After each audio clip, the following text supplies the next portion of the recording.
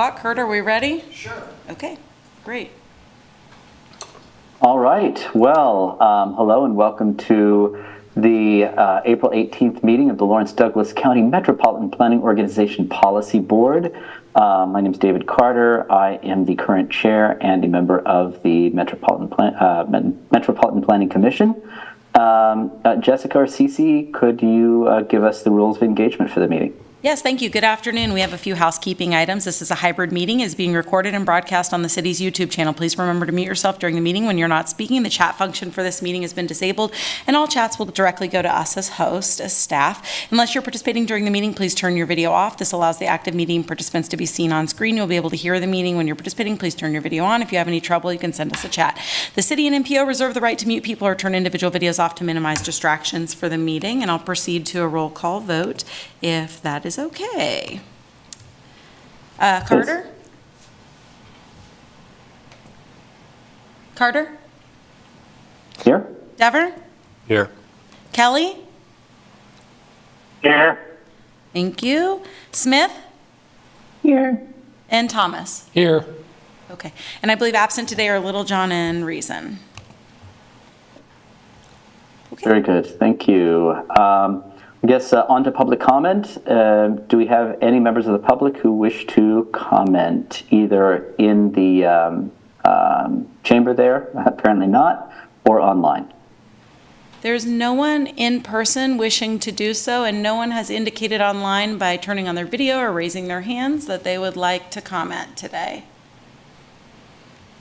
All right, thanks very much. Then let's move on to approving the minutes of the the February 15th meeting. I would accept a motion to approve. I so move.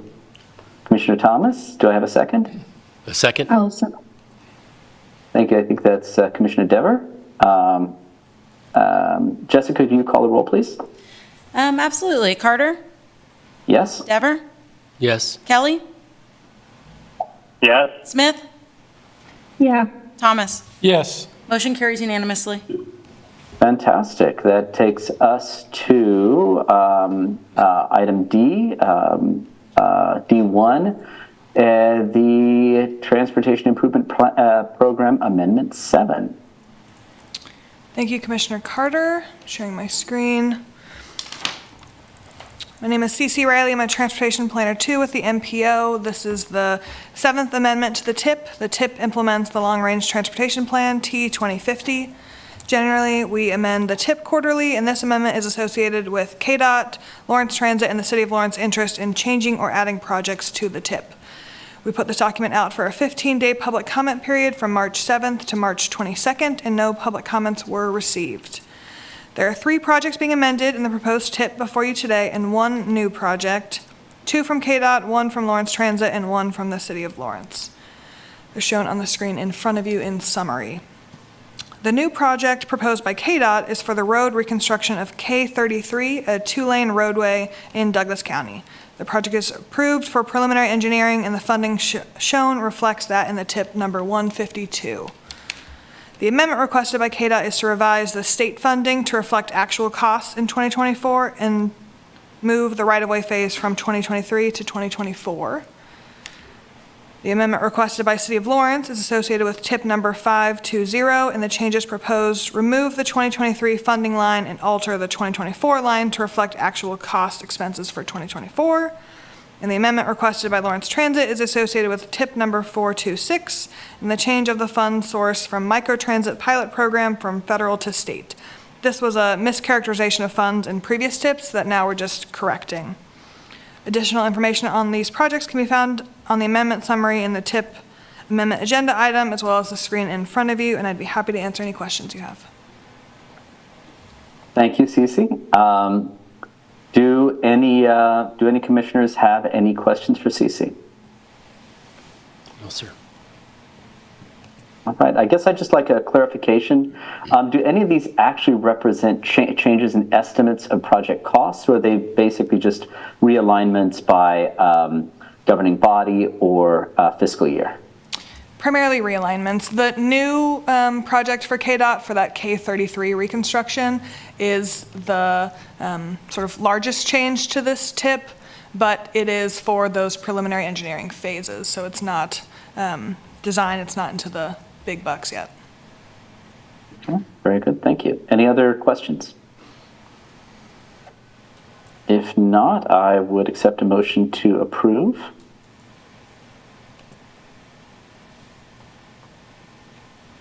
I'll approve. Okay, thank you, Commissioner Dever. Do I have a second?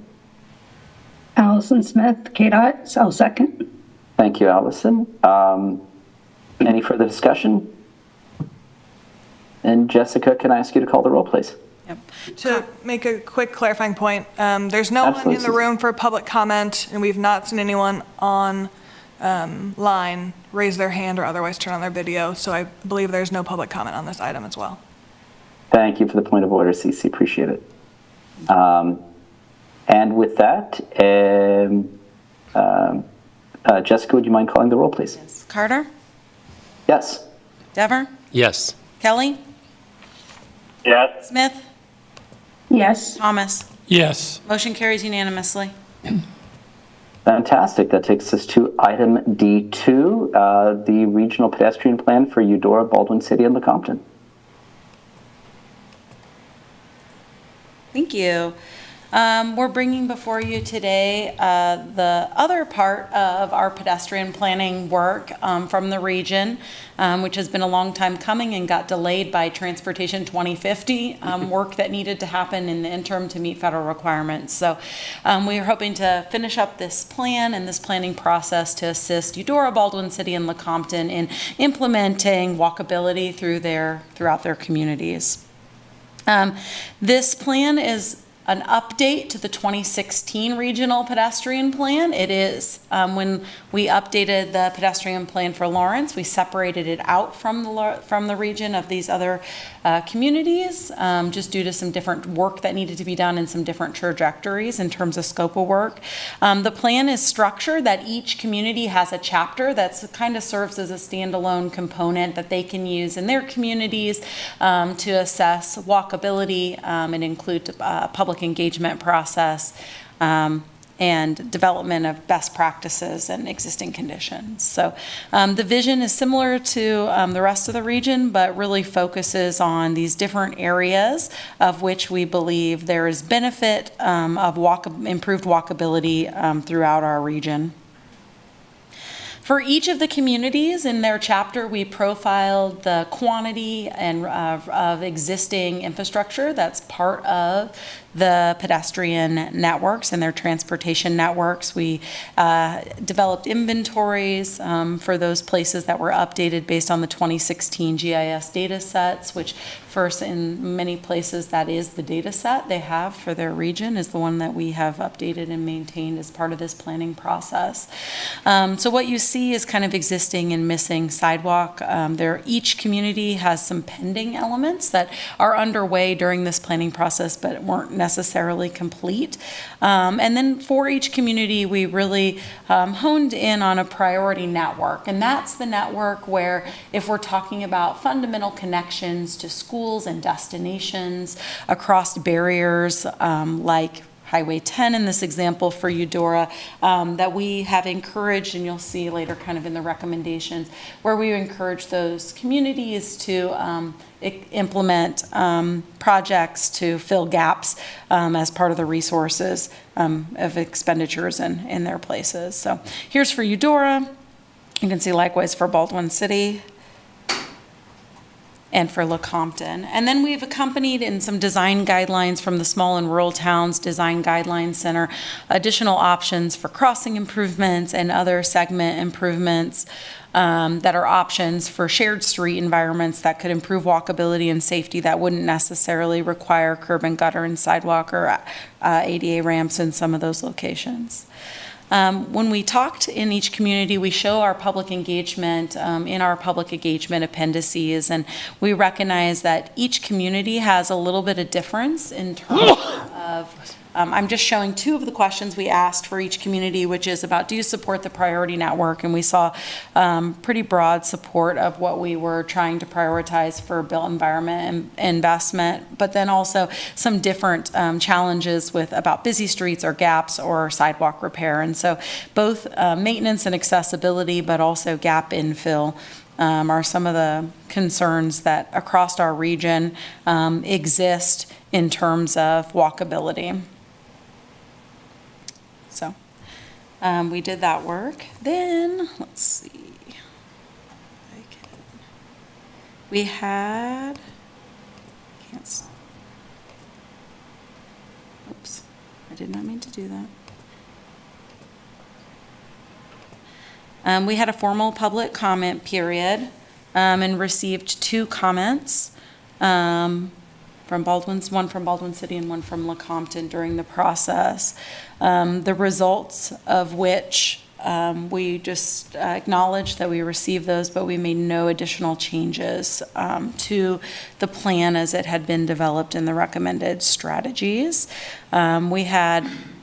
With this planning process, we worked with stakeholders in the communities and representatives of the Technical Advisory Committee to develop the different review of the existing conditions and this priority networks and strategies through this public process. And we feel really confidently about the work that we have done and the benefit it will provide to our region, noting that from 2016 plan that all communities, Eudora, Baldwin City, and Lecompton, have taken the opportunity to work through state grant processes and other local funding processes to implement gap elements in their pedestrian network. And so this planning process and ones like these continue to serve a valuable role in our region. So I'd be happy to entertain any discussion or questions or discussion you want to have about the document before you today.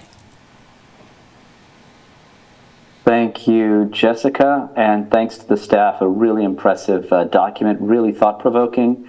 I have a few questions, but I would be happy to yield the floor to any other committee members who might want to pose some questions.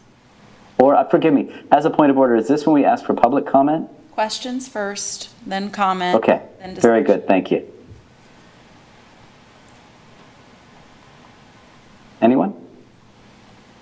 No, sir.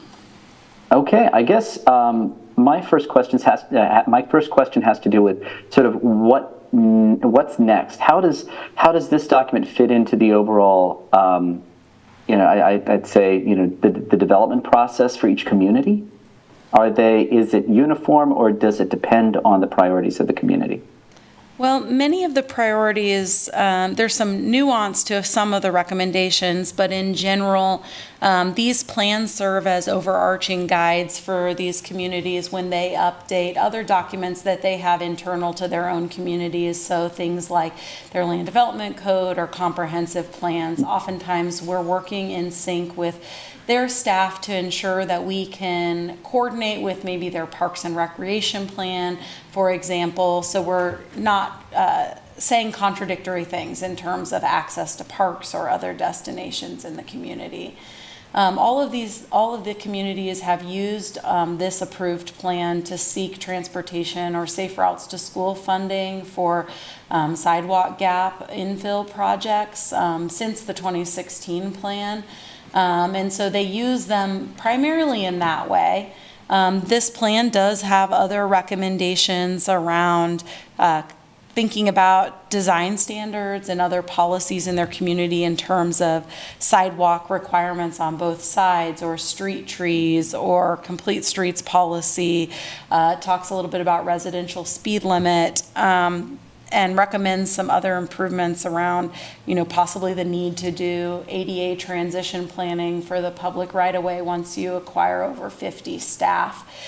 So this really can be a resource guide to staff in those places and consultants and or the MPO for continuing to do additional work in this space.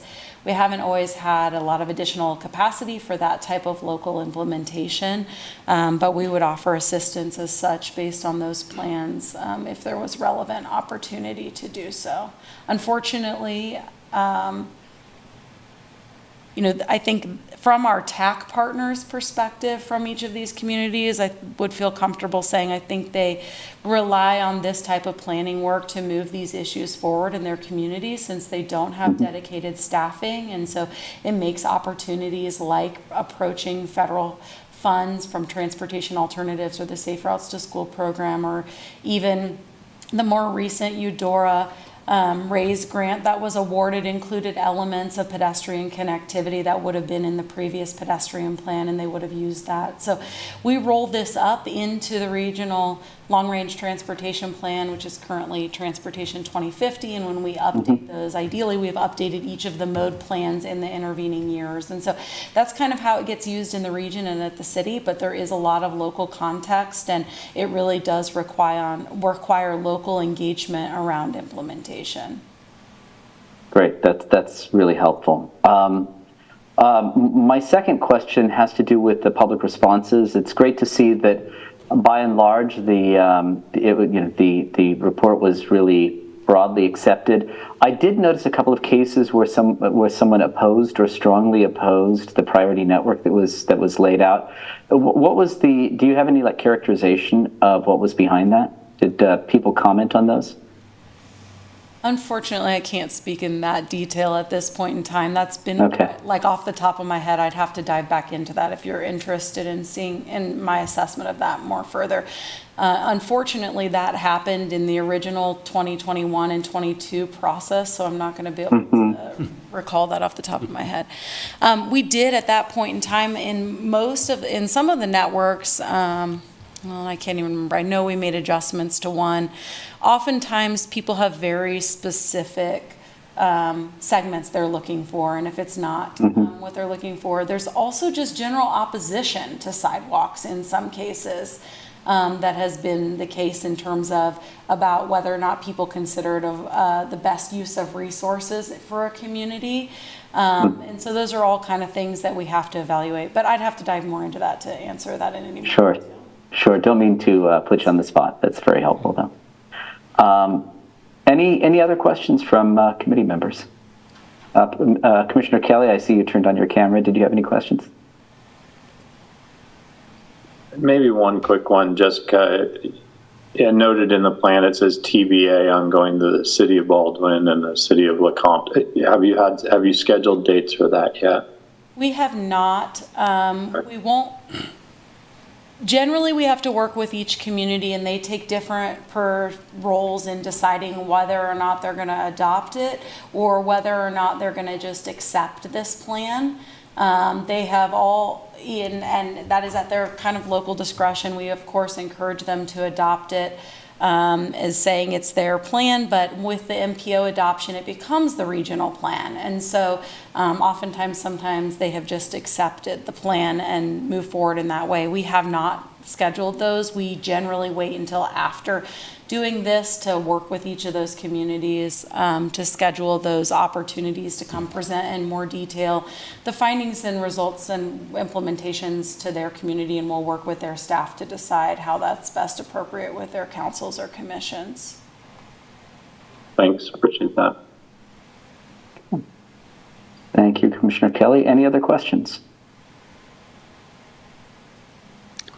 I guess before calling for a motion, my last question would be, what's next? Assuming this is approved, does this move on to any other governing bodies? Yeah, so since it applies to each of the cities, Eudora, Baldwin City, and Lecompton, we'll work with those staff to get it in front of their councils with either adoption resolutions or acceptance memos, and possibly a presentation. Not all of them ask for a presentation. It really varies, and we try to work under the best intents of this. Once we get to an MPO approval, we're not in a big hurry to do that. We can kind of do that as time permits and allows in their work schedules on the calendar. So we would probably try to commit to doing that before the end of the summer to make what we call the road trip, right, to all of the different governing bodies to either get their acceptance or approval. Super. Okay, thank you. Well, if there are no other questions or comments, let's see, I guess this is when we solicit public comments or questions, correct? And we do not have anyone in the room, and no one has turned on their camera or raised their hand online, so I do not believe there's any public comment on this item. Okay, well, again, fabulous piece of work by staff, so thanks for presenting that. And I would entertain a motion to approve the regional pedestrian plan for Eudora, Baldwin City, and Lecompton.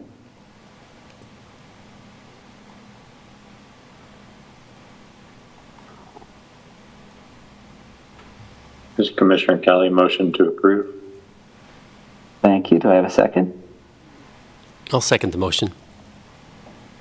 Fantastic. Thank you. Any further discussion?